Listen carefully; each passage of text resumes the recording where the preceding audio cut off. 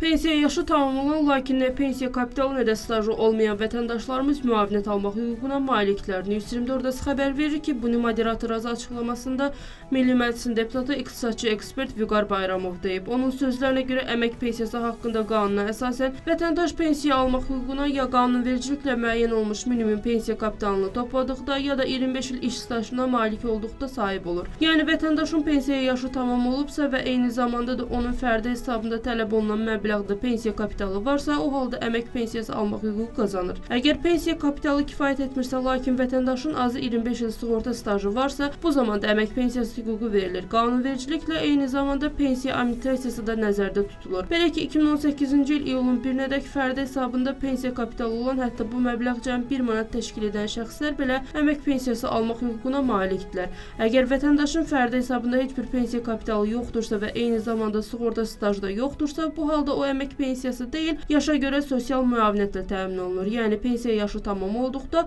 vətəndaş aylıq əsasda yaşa görə sosial müavinət almaq hüququna malikdir. Bu baxımdan pensiya yaşı tamam olan, lakin nə pensiya kapitalı nə də stajı olmayan vətəndaşlarımız müavinət almaq hüququna malikdirlər deyə ekspert bildirib.